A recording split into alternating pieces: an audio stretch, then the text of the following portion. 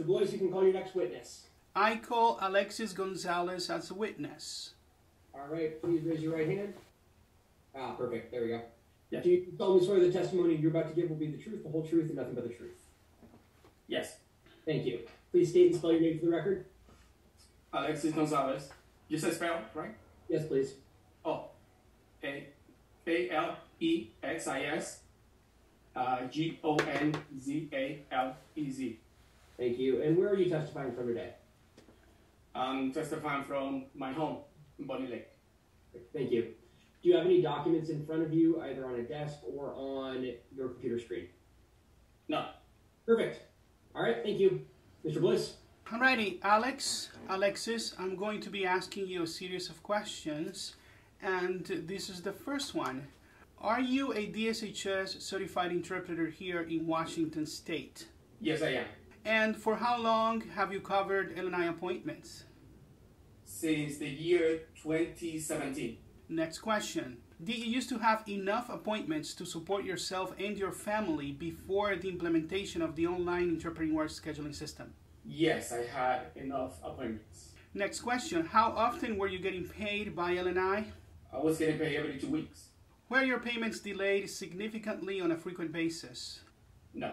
Next question is, how do you used to get appointments before the implementation of the scheduling system? I used to get appointments entirely through networking with other interpreters that share appointments with me. Great. So on average, how many working hours do you used to have weekly? Easily 30 to 35 hours.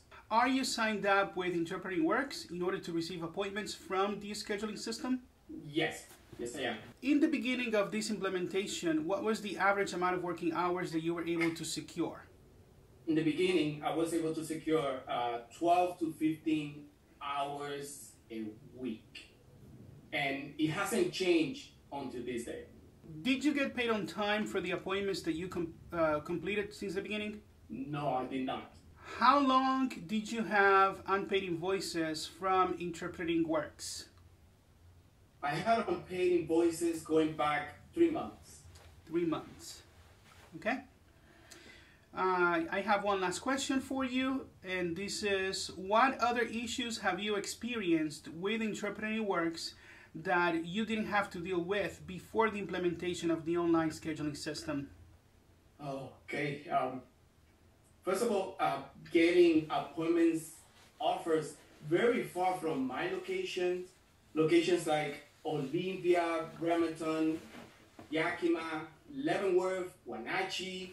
When at the time I was living in the Auburn area, also I kept getting appointments offers that were already assigned to other interpreters and remain on the portal. I've been double booked a couple of times, resulting in loss of time, hours, and opportunities to book with all the appointments on the same day.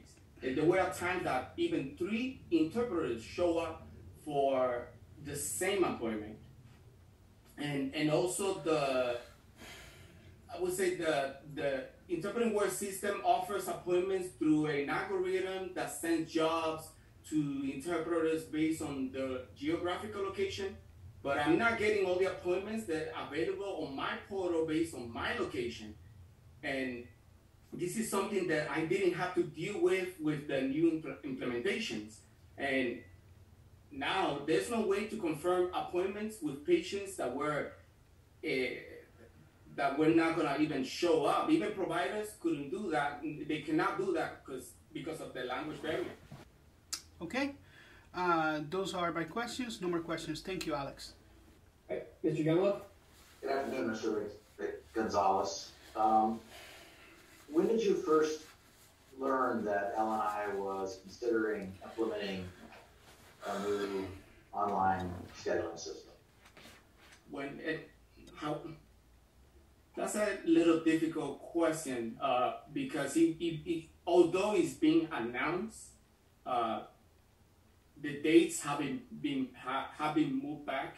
So I would say since I think from 2 years or a year and a half, I would say, but the dates of the new implementations have been moved for different reasons, according to LNI. But you knew that a new online scheduling system was kind of in the works, was planned for about the last year and a half or 2 years? Yes, I knew that a new system was going to come up. However, as from the very beginning, we were expecting a dual system, since there were 3 choices. Do a dual system, just do the new implementation, or keep everything the same. However, LNI decided just to do the system. And how did you learn about LNI's plan for a new online scheduling system? There are emails sent to interpreters regarding any changes or anything new about LNI.